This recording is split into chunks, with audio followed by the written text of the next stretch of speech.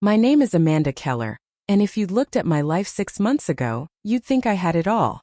A husband who came home every night. 2 beautiful daughters in high school. A house with a white fence and a golden retriever named Buckley. But sometimes what looks perfect on the outside is just a house with peeling paint under fresh coats. Eli and I had been married for 17 years. He was reliable, steady, and known in our small Ohio town as the kind of man you could count on. I used to believe that too. Our routines were carved into habit. Morning coffee, goodnight kisses, weekends filled with soccer games and Costco runs. The kind of life where you forget to ask each other how you're really doing. We didn't fight. But we didn't laugh much either. Still, I thought that was normal. Until the receipt. It was a Wednesday afternoon when I found it. I was cleaning out the glove compartment in Eli's SUV, looking for an old insurance card. A folded slip of paper fluttered out like a secret daring to be seen. I almost didn't look, almost tossed it away like the others. But something about the name of the hotel printed in neat blue ink stopped me. The Rosewood in Charleston, South Carolina. The date was from a weekend 2 months ago.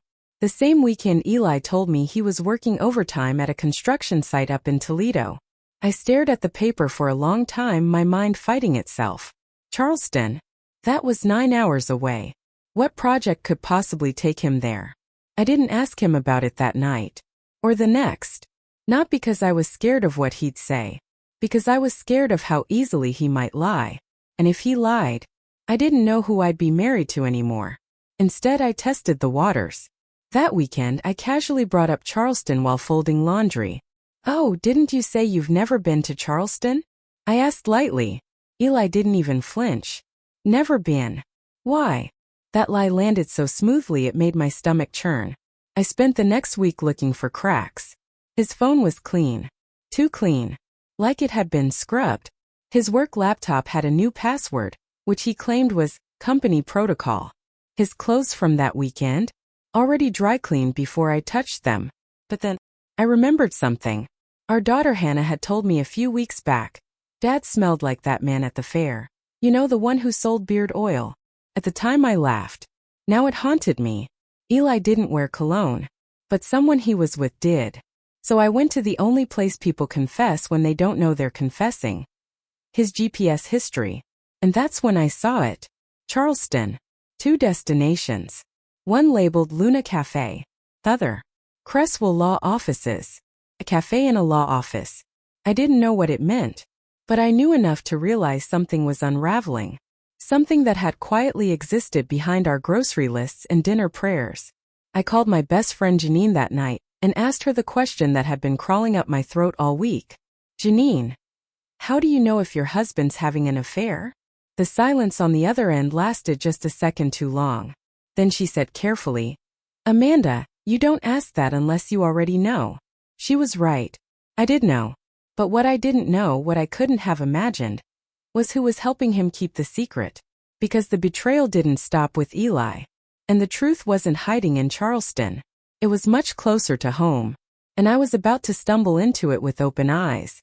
After finding the GPS entries, I didn't confront Eli. Not yet. Instead, I played the role I perfected over 17 years. The quiet wife who didn't ask too many questions. But I was watching now. Watching the way he checked his phone under the table. Watching how he started showering at odd hours of the day. Watching how he hugged me, like he was checking off a box instead of holding me. And then I did something I swore I'd never do. I followed him. It was a Thursday afternoon. He told me he was heading to a client consultation across town. I waited 20 minutes, kissed our dog goodbye, and got in my car. He wasn't heading to a construction site. He drove to an office building downtown. A bland, forgettable structure sandwiched between a UPS store and a Thai restaurant. I parked far enough to not be noticed, close enough to watch. Eli got out wearing a shirt I hadn't seen before. Slim fit. No wedding ring. And then she appeared. Tall blonde, early 40s. Sharp red lipstick. Not beautiful in a classic sense but striking. Confident.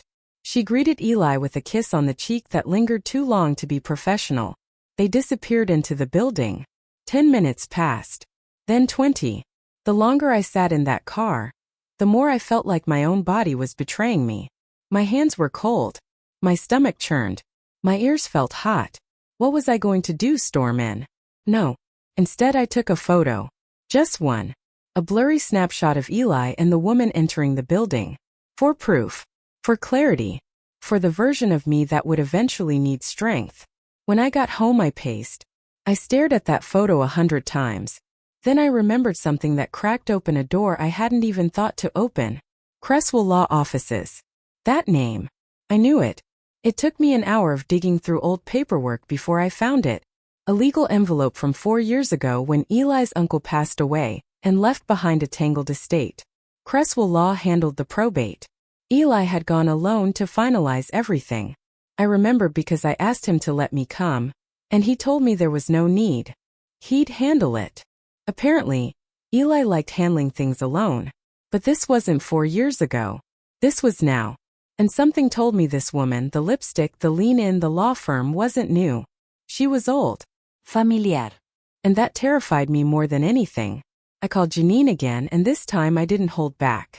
I followed him today, I said. I heard her inhale sharply through the line. And he met a woman at Cresswell Law.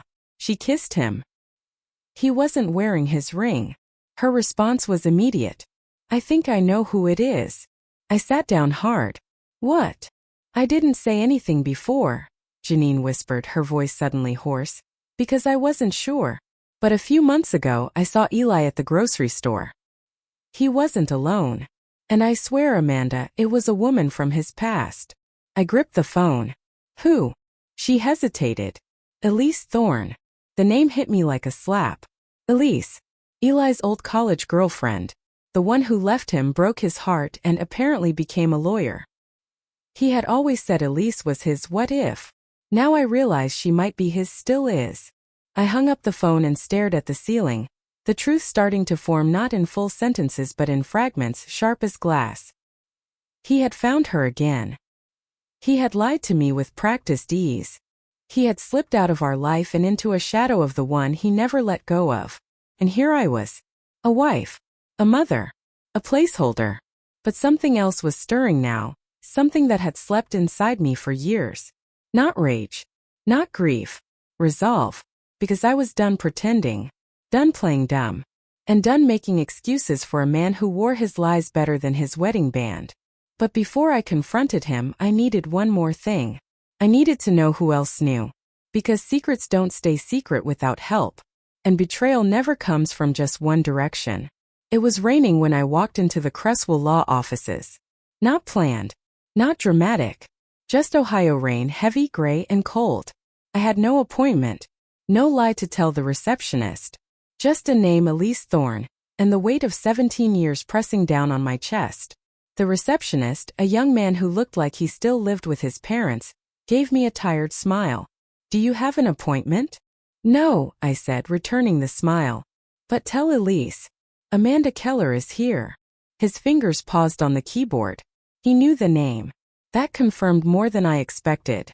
He made a call, whispered something, then hung up. She'll be right out, he said. And 5 minutes later there she was. Elise hadn't changed much. Maybe fewer freckles, sharper heels, darker lipstick. Her eyes narrowed just slightly when she saw me. Amanda, she said, as though we were meeting for book club instead of a silent war. Elise, I answered calmly. She motioned toward a hallway. Let's talk in my office. We walked in silence. Her office was neat. Sterile. Glass shelves. A minimalist desk. No family photos. No clutter. Only one framed picture, her standing in front of Harvard Law. Figures. I suppose you're here about Eli, she said, lowering herself into a black leather chair. I suppose I am, I replied, staying on my feet. She folded her hands, the picture of composure. Nothing inappropriate is going on, Amanda. That lie came out so smoothly it made me want to laugh. I followed him here, I said. I saw the way you touched him. That cracked her poise for a second. She leaned back, adjusted a pin on her desk. All right. I won't insult you. Yes, Eli and I reconnected. Years ago, actually. After his uncle passed. He came here. We had lunch. Talked. I helped him through it. And we kept in touch. Kept in touch. I repeated, voice flat. Elijah was lonely, Amanda. You were busy with the girls. The house. PDA. He needed something more. The way she said my name made my stomach turn, like I was a footnote in my own marriage. I stepped forward steady. And you gave him that? While knowing he had a wife. Children. Elise's eyes narrowed. I never forced him. I didn't chase him. He came to me. And there it was. The line. The detachment. She didn't see me as a woman betrayed. She saw me as competition. As the one who got the life she thought she deserved. I didn't cry. I didn't scream. I just smiled. That's good to know, I said. Because now that we're being honest, I should tell you, this isn't about Eli anymore. This is about the lies you're both going to explain when this comes out. Because I've hired someone, Elise. A private investigator. And I already know about the condo in Charleston. The shared bank account. And the business listed in both your names. You should have picked a better state. South Carolina doesn't hide assets well. Her face paled just slightly. Oh, I added. And I'm sure your partners here at Creswell would love to learn how often you use company time for personal meetings. I've been watching. For months. That was a lie. But it landed. For the first time, Elise blinked. You wouldn't. Try me, I said. And then I left her office without another word. Outside, I sat in my car with hands trembling, heart thudding like it was trying to tear itself out of my chest. I wasn't that kind of woman, someone who threatened, someone who played the long game. But maybe I needed to be. Because Eli wasn't the only one with a secret. That night, Eli came home smelling like cheap cologne masked under Irish Spring. He kissed my cheek, asked about the girls, acted normal. And I looked at him like he was a stranger wearing my husband's skin. But I said nothing. Because now I had power. Not the kind he could see. Not yet. But the kind that would pull the rug out from under every lie he thought he'd hidden. And the next piece of the puzzle, one I hadn't expected, was about to fall into my lap. Because betrayal has a way of unraveling everything it touches. And my daughter, my oldest daughter, she knew something. The air in the house felt different after that day at Creswell. Heavier. More aware. As if the walls themselves had caught wind of the truth and were holding their breath. I watched Eli move through the house with the same rehearsed motions. Pouring his coffee, tying his boots, smiling just enough to seem fine. But he wasn't fine. I knew that now. He just didn't know I knew. Our daughters, Hannah and Leah, were home for spring break. Hannah, our oldest at 16, had always been the observant one. Quiet, quick to read a room. Too mature for her age. That night after dinner, I found her sitting on the back porch with Buckley curled up beside her. Her hoodie pulled up over her ponytail like a veil. Mind if I sit? She shrugged, eyes fixed on the yard. The silence stretched before she finally broke it. Mom, are you okay? The question caught me off guard, not because she asked but because of how she asked it. Like she knew what was wrong, just not how much. I forced a soft smile. Why wouldn't I be? Another pause. Then she turned and looked at me, her face shadowed by porch light and uncertainty. I saw something. A while ago. My throat tightened. What kind of something? Hannah looked away. I didn't say anything because I wasn't sure what it meant. And I didn't want to cause problems if I was wrong. She was shaking now just slightly. Tell me, sweetheart. Whatever it is, I can handle it. She bit her lip and nodded slowly. Back in January, I was at the library working on my science paper. I saw Dad. He didn't see me. He was coming out of that cafe across from the law office. With a woman. Elise. I asked. She nodded. They were laughing. And he touched her back. Not like you do with a coworker. You know? I nodded once, holding her hand now. I wanted to tell you then. But I didn't want to break everything. I thought maybe it was just a one-time thing. Her voice cracked on the last words. And that cracked something in me. My daughter had been carrying this. The burden of adult secrecy. The fear of tipping over the life we had all built. I pulled her into a hug, pressing my cheek to her forehead. You did nothing wrong. None of this is your fault. You hear me? She nodded into my shoulder, tears finally falling. I just didn't want you to hurt. Too late, I thought. But I didn't say it. Instead, I kissed her hair and held her tight. Because what else can a mother do when her child's first experience with betrayal is watching it unfold in her own home? After she went upstairs, I sat alone on the porch until well past midnight. The pieces were aligning now: receipts, GPS logs, Elise, the lies, and now this, my daughter's silent truth. But there was one last piece missing. The reason? Because Eli wasn't just cheating with an old flame. He was hiding money, creating shell accounts. I'd seen the bank documents when I met with a financial advisor earlier that week. An account opened in both their names, under an LLC I'd never heard of, White Brick Holdings. And the money in it? Nearly $130,000. This wasn't just infidelity, it was conspiracy. And as I sat there, the porch light buzzing faintly above me, I realized something. This wasn't the end of our marriage. This was the beginning of a war. A quiet war fought in shadows and paper trails. And I wouldn't be caught defenseless. That weekend I met with my lawyer. A woman named Nina Wallace, sharp, direct, and just angry enough on my behalf. We filed for a financial audit. Quietly. Legally. And I started pulling back. Emotionally, physically, mentally. Like a woman preparing to leave a house before it collapses. I cooked. I cleaned. I smiled. And I planned. Because Eli still didn't know I knew. And when I did finally show him what I knew, what our daughter knew, what Elise had confessed, what the bank records proved, he wouldn't have time to lie. He would only have time to fall. And when he did, I wouldn't catch him. I used to believe the worst thing a man could do was cheat. But now I know better. The worst thing a man can do is build a life with you. Brick by brick, day by day, and then slowly start removing those bricks behind your back. Until one day the walls come crashing down, and you're left standing in the rubble wondering how long the house had been hollow. Eli still came home every night.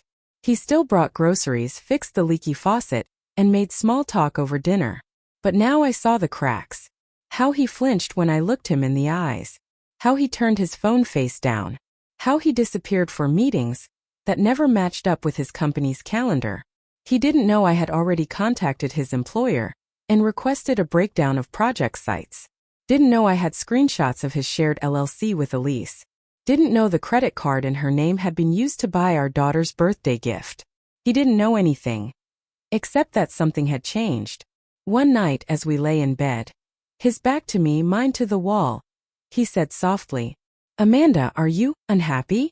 The irony was almost laughable. I'm justered, I whispered. You know life.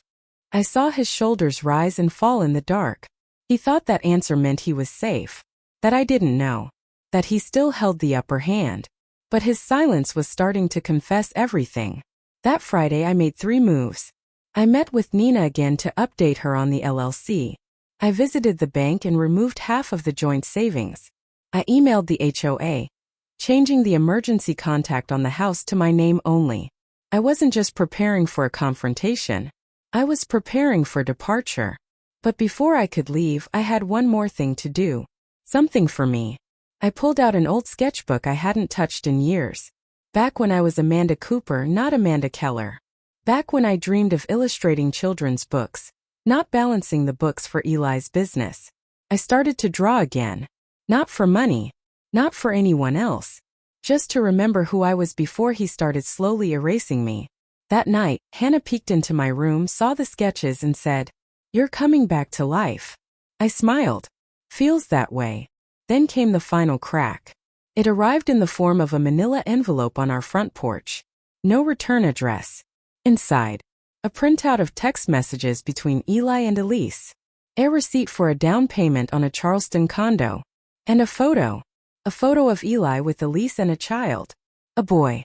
The boy looked about 6. Had Eli's eyes. And Elise's smile. I dropped the photo like it had burned my fingers. My hands shook, my mind raced, but I didn't cry. Because the truth had finally arrived. Not just a lover. A second family. I sat there numb, the ceiling spinning above me. This wasn't just betrayal. It was theft. He had stolen my life while building a shadow life in another city. He had made me believe I was whole while splitting himself in 2. The next morning I didn't speak. I didn't yell. I didn't throw things. I simply waited. And when Eli came downstairs, coffee in hand, dressed like nothing was wrong, I laid it all on the kitchen table. The bank statements. The LLC documents. The photo. He stopped mid-step. Everything drained from his face. "What is this?" he asked, voice low. "You tell me," I said, barely above a whisper. He looked at the photo again, then at me. His lips parted, but no sound came out. For once, the man who always had an answer, always had an excuse, was silent. And I knew that silence for what it was. Guilt. "Is he your son?" I asked. No answer. Just the twitch of his jaw. "That's all I needed," I said, standing. "Where are you going?" "To get back the years you stole." I didn't slam the door when I left. I closed it gently, like I was saying goodbye to a home that had never really been mine. Because I wasn't just walking away from Eli. I was walking towards something else. And when I got there, I'd make sure everyone who helped bury the truth had to watch me rise from it. 3 weeks passed after I walked out that morning. In that time, I didn't crumble. I didn't beg. I didn't even answer Eli's calls or his emails, all of which ranged from pathetic apologies to hollow explanations. Instead, I moved into a small Airbnb 30 minutes away, nestled behind a row of maples on a quiet street. It was modest, 2 bedrooms, 1 bath, but it was mine. It smelled like eucalyptus and fresh paint. No ghosts in the walls. No lies under the floorboards. I set up a temporary office in the sunroom, sketchpad on one side, legal documents on the other. My days were spent working with Nina, gathering everything. Every account. Every asset. Every signature that tied Eli to a lease and that hidden life in Charleston. The condo was real. The LLC was active. And the child, confirmed by a paternity test Nina acquired with the help of a third-party firm, was Eli's. But the real shock. Elise had petitioned for full custody, with Eli listed as the child's financial guarantor. And the cherry on top? My name was used as part of the cover. He'd forged my signature on a transfer form 3 years ago. The man who slept beside me for 17 years didn't just cheat on me. He used my identity to fund his betrayal. I remember staring at that document, fingers trembling, heart thudding with something primal and sharp. "I want it public," I told Nina. "Are you sure?" she asked, brows raised. "This will burn everything." I looked her in the eye. "Then let it burn." The day it all went public. The morning of the court hearing was gray and cold. I wore a black dress, hair tied up, no makeup, just clarity. Eli arrived with a face full of regret, a suit that didn't fit as well as it used to, and Elise trailing behind him like a ghost pretending to be real. Hannah was there with me. She insisted. "I want to see him fall," she whispered. And fall he did. Because I didn't just bring documents. I brought the truth. Emails. Bank statements. The paternity test. The forged signature. Even a testimony from the notary he bribed to stamp it. I watched Elise's face twist in real time as her name was read aloud. Tied to fraud, tied to infidelity, tied to the LLC that would now be investigated for tax evasion. The judge ordered a freeze on the shared business account. Eli was fined, investigated, and stripped of control over our marital assets. But more importantly, the court awarded me full custody of our daughters. Not because Eli was violent. Not because he was unfit. But because he was morally compromised. And for once, the law didn't ignore that. The redemption. 6 months later, I bought a small house near the lake. Nothing fancy. But it had a sunroom and a fireplace and a space for me to work. I published my first children's book, When the Wind Came Back. A story about a little girl who loses her voice in a storm and finds it in her own echo. It got picked up by a regional publisher. The first print run sold out. I cried when I held the hardcover in my hands, because for the first time in years I was holding something I built on my own, something that couldn't be taken from me. As for Eli, he lost his job after the fraud was reported.